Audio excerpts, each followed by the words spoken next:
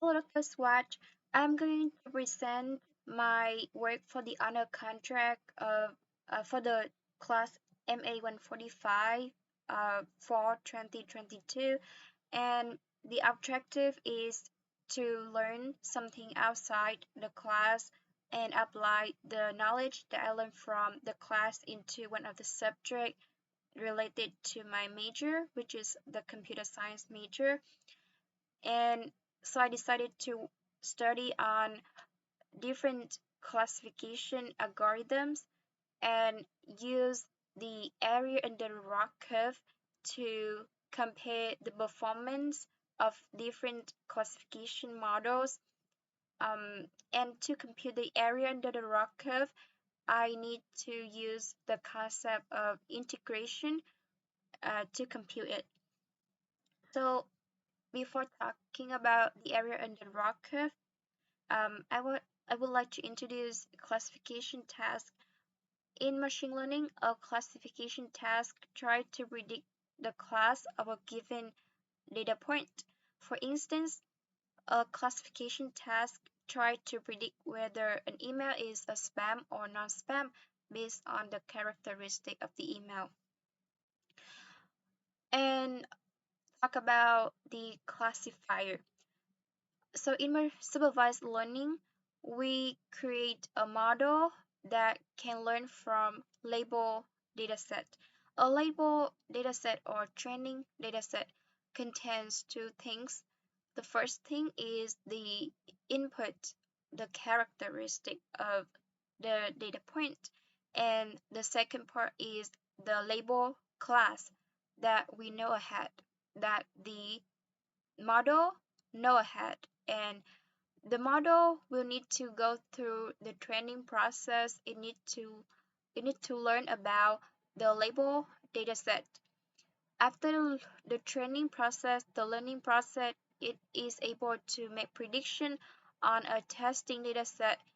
I then try to identify the class that the data point, the sample in the testing dataset belongs to.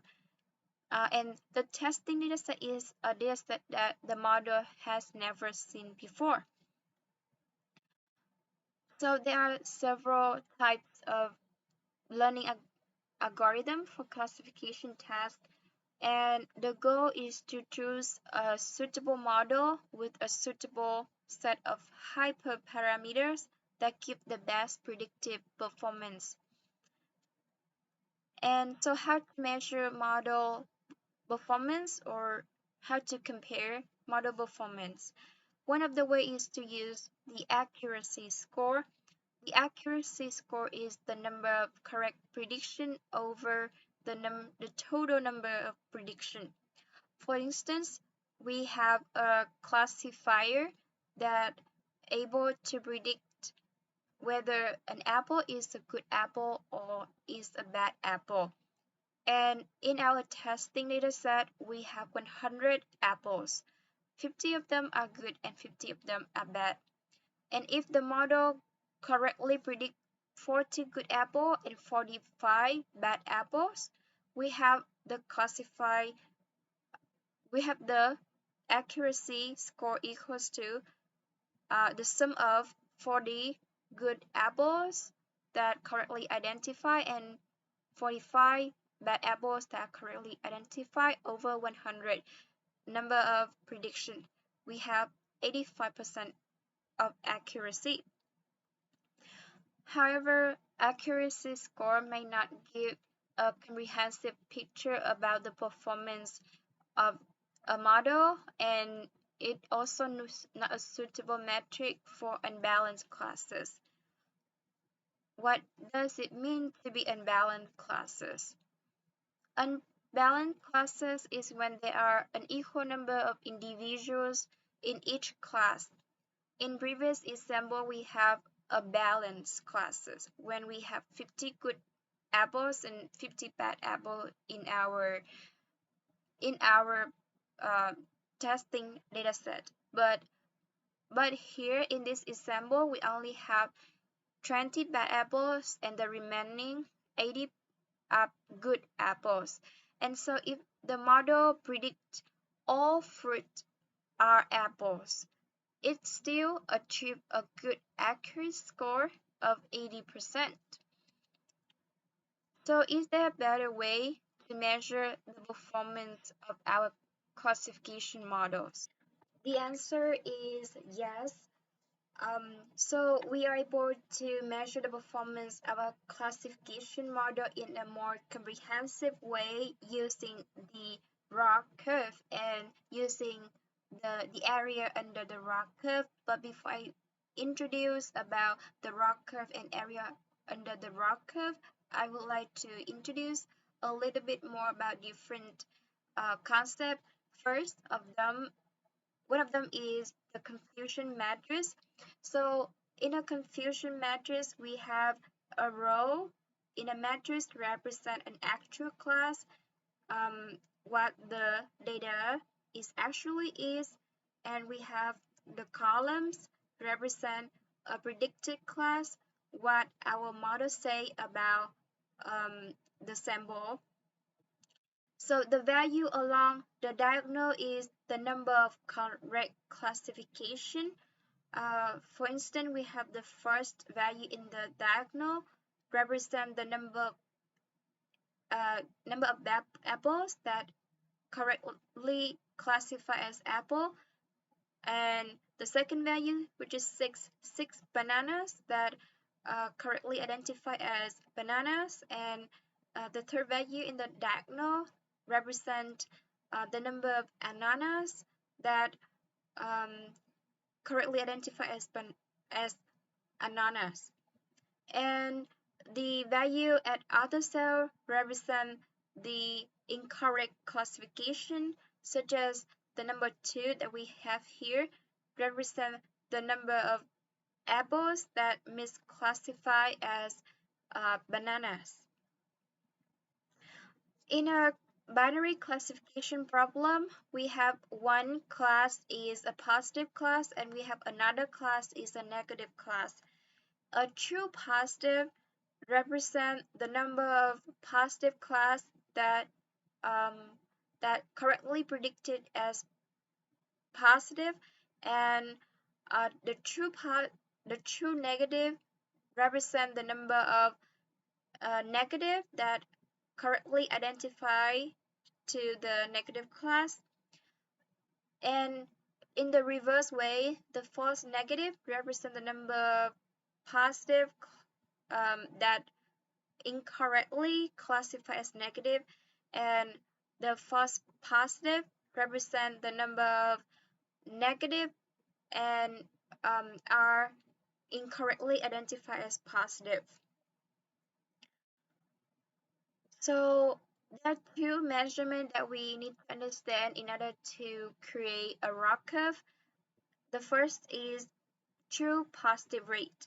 The true positive rate is the rate of positive that are correctly classified. It equals to true positive over all positive equals to true positive over true positive plus false negative. And the second measurement is false positive rate. The false positive rate equals to the false positive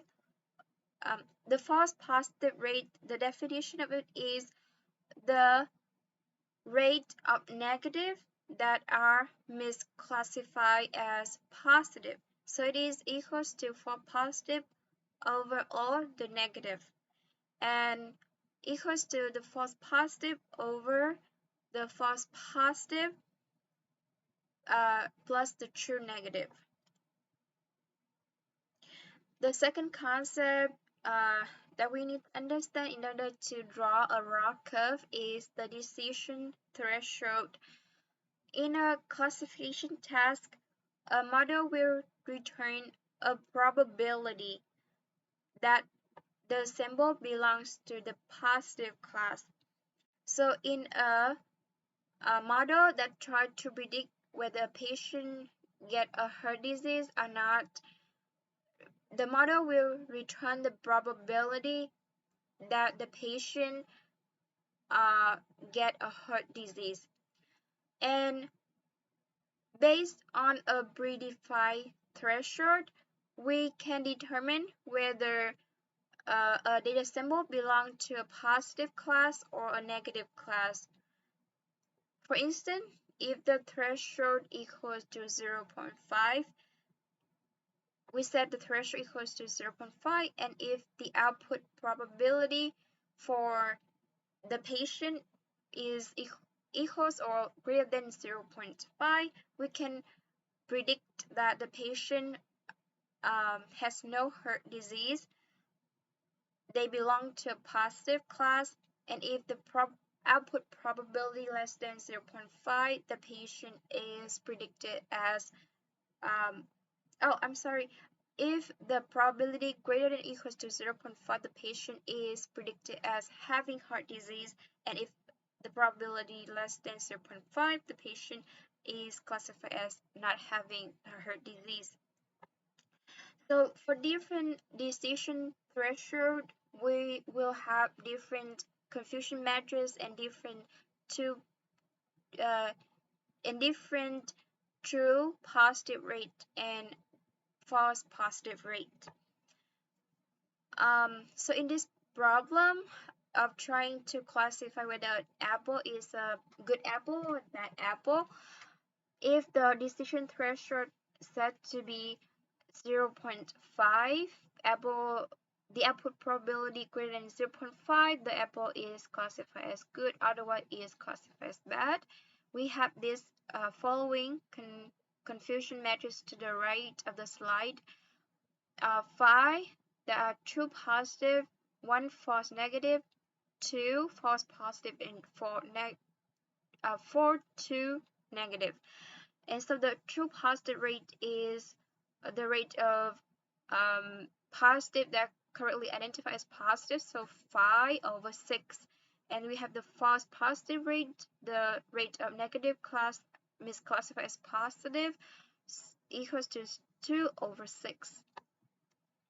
But for a different decision threshold, in this case, the decision threshold equals to 0.8, we got a different confusion matrix and thus different true positive rate and different false positive rate. And if we compare this confusion matrix and this confusion matrix, because the threshold here higher, so less number of apples classified as good. Over here we have 7 symbol classified as good, but here we have only 5 symbol are classified as good, and 4 of them are correct classification, and 1 is not a correct classification. And so we have the true positive rate equals to 4/6, and we have the false positive rate equals to 1/6. So next we are able to talk about the receiver operating characteristic curve. A receiver operating characteristic curve plot the true positive rate against the false positive rate for all possible decision threshold, with the threshold decreases from 1 to 0 as the curve goes from left to right. For instance, here we have a true positive rate against a false positive rate at one decision threshold, and we have another true positive rate against the false positive rate at another decision threshold, and so this is a unit square because a false positive rate is between 0 and 1, and the true positive rate also goes from 0 and 1, and the unit square has an area of 1.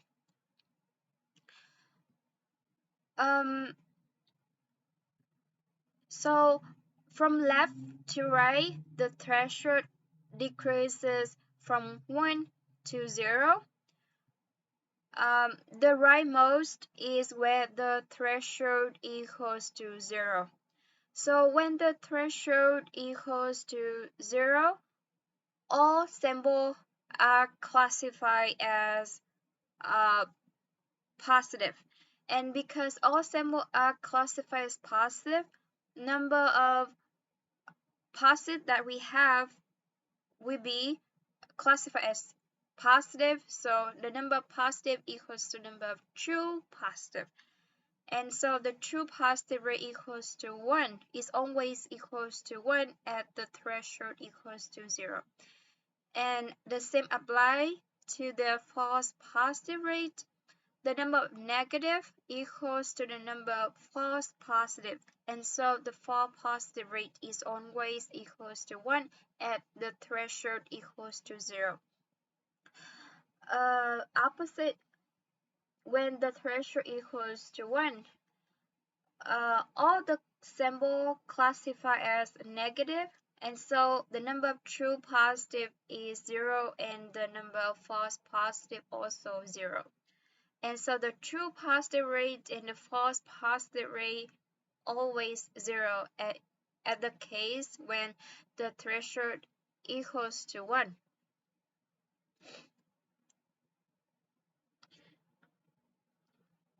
So the diagonal line crosses 0, 0, and 1, 1 represent the ROC curve of a purely random classifier. A good classifier has a ROC curve. Stay as far away from this line, from that line, that diagonal line, as possible toward the top left corner. Why? Because we are able to achieve high true positive rate, or in this example, achieve high percentage of good apples that correctly identified, and also have a low false positive rate. The percentage of bad apples that misclassify as good, that is low. So we have another ROC curve of another classifier that predicts whether an apple is a good apple or a bad apple, and this classifier is considered to be a bad classifier. Why? Because in order to achieve high true positive rate, the rate of good apple identified correctly, we must suffer from high false positive rate.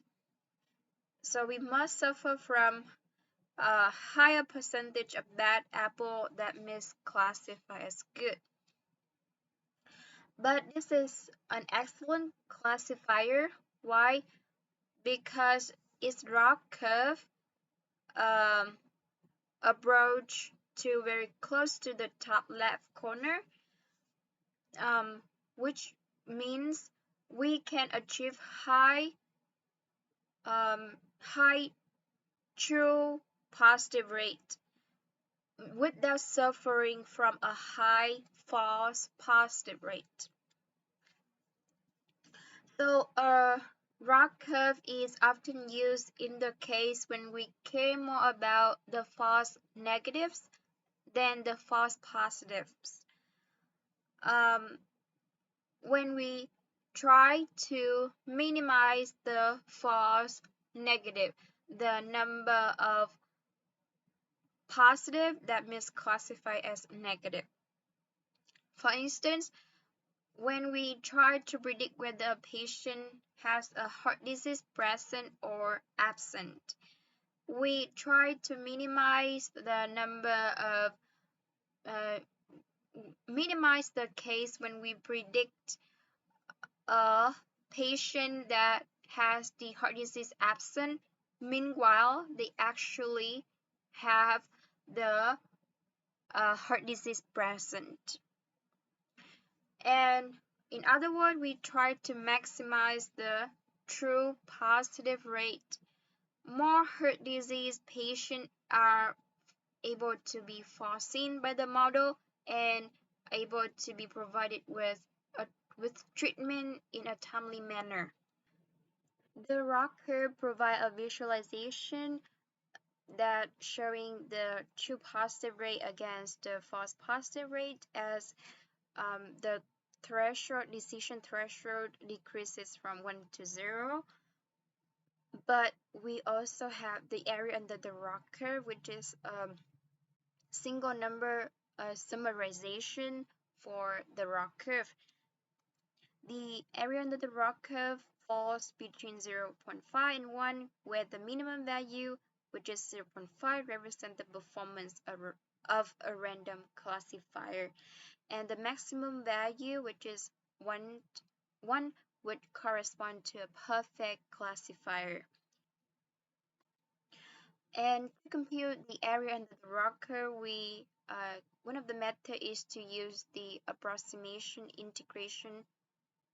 integration or approximation method. We can use the left approximation method, the right approximation method, the midpoint approximation method, or the trapezoidal rule. So let's look at so I'm going to create different models that predict whether patient have heart disease present or absent, and we are going to use the ROC curve and area of the ROC curve to compare the performance of different models, classification models. So the models will learn from a label heart dataset to predict, and this dataset are collected by 4 institutes that listed in the slide. So the database have 76 raw attributes, but only 14 of them used in past experiments. So in our experiment, we also only use 14 these attributes. And out of 14 attributes, 13 attributes are the characteristic of the patient, such as the age, the sex, the chest pain type, the resting blood pressure, and so on. The 14 attributes indicate whether the patient has a heart disease or not has a heart disease. Has heart disease present or 1 is a positive class, and not have heart disease or 0 is a negative class. So after combining and removing records that have missing values, we are able to obtain a total of 569 records. And our 569 records, I split it into training set 80% and testing set 20%. The training set is used to fit our models, or in other words, allow our models to learn. And the test, this is the distribution of the training dataset. 248 patients in the training dataset have heart disease absent, and 207 have heart disease present. And the testing dataset is used to measure our model performance, like it is used to apply to the model to see how our model perform. And we have 62 of the patient in the testing that are have heart disease absent, and 52 have heart disease present. So we have a quite balanced classes testing dataset in our case. I train 4 classifier in this problem. One is the logistic regression classifier. The second is the k-nearest neighbor classifier. The third one is the random forest classifier. And the fourth one is the voting classifier. So I fit each of the model with 446 record of 446 patient, the characteristic of the patient, and also the label of the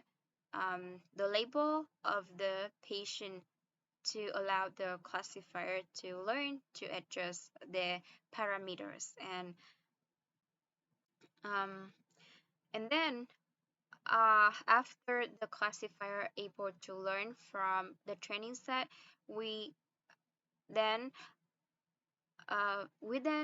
apply the model to our testing data set of 114 record of patient that we try to predict. So each of the model or each of the classifier will spit out the probability that the patient has heart disease present. And with the threshold equals to 0.5, we are able to map from the probability to a predicted class, whether heart disease present or heart disease absent. And with the being able to calculate or compute the predicted class, we can compare between the predicted class and the actual class. That would allow us to compute the number of correction prediction, so we able to compute the accuracy score. And if you look at the accuracy score for each of the model, you can see that the k nearest neighbor is the worst among the four,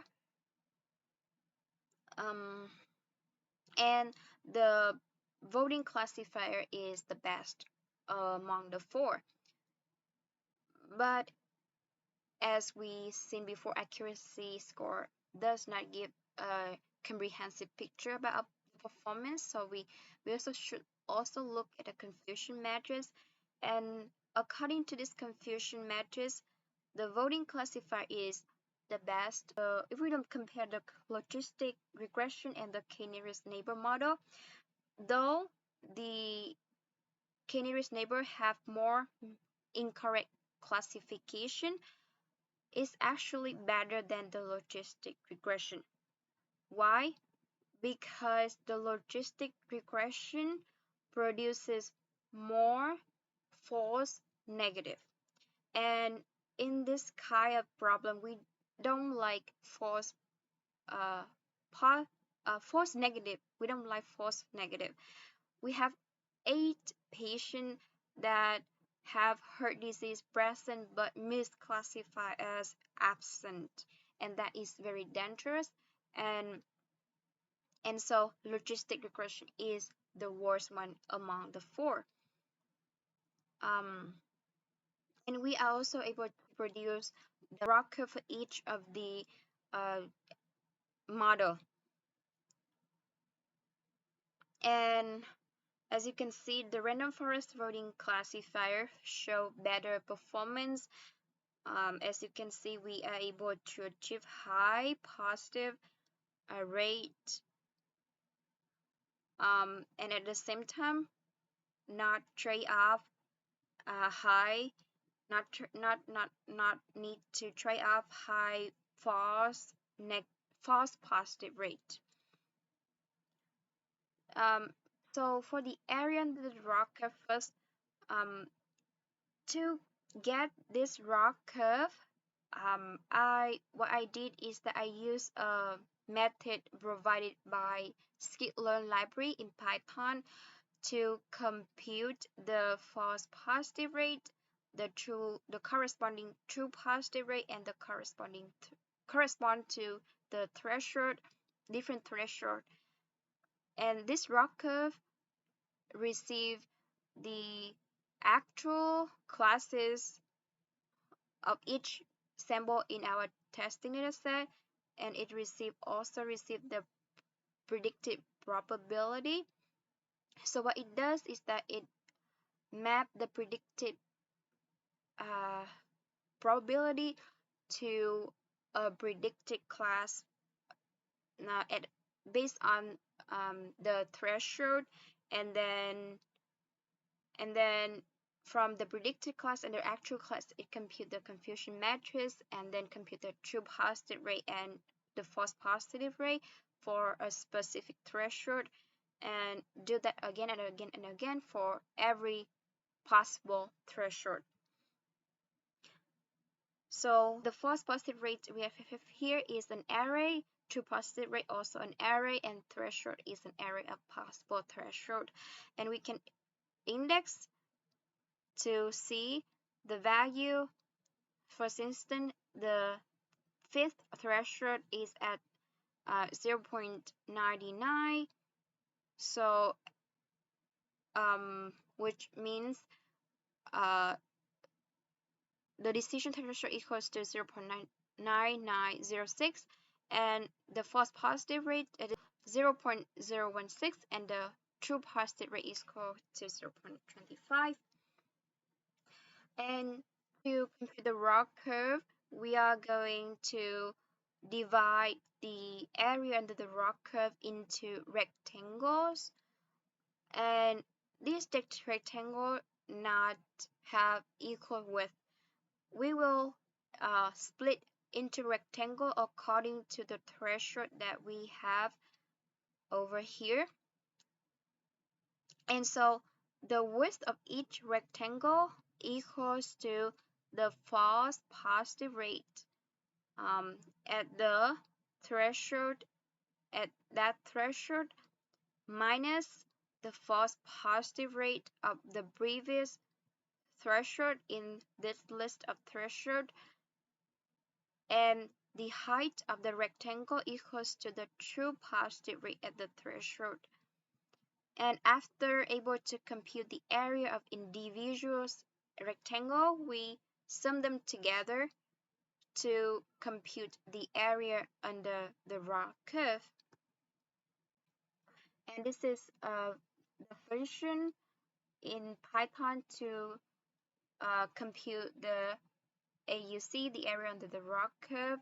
It takes in the array of false positive rate and the array of the corresponding true positive rate as the threshold decreases from 1 to 0. So it subtracts the current false positive rate from the current threshold from the false positive rate of the previous threshold to get the width, and then multiply by the true positive rate to get the height, and then sum them together to get the area under the ROC curve. And using that function, we are able to compute the area under the ROC curve for each of the algorithm. And we can see that the area under the ROC curve, the logistic regression, is the lowest, indicates it has the worst performance among the four, which is compatible to what we see in the confusion matrix. And random forest is slightly better. If we use the ROC curve, we see that random forest has slightly greater area in the ROC curve than the voting classifier, which is opposite to what the confusion matrix and the accuracy score say. It say that the voting classifier is better, but the ROC curve indicate that the random forest indeed is better. And this is the list of the references that I use for this study, and I also put the code inside my GitHub. And thank you so much for your attention.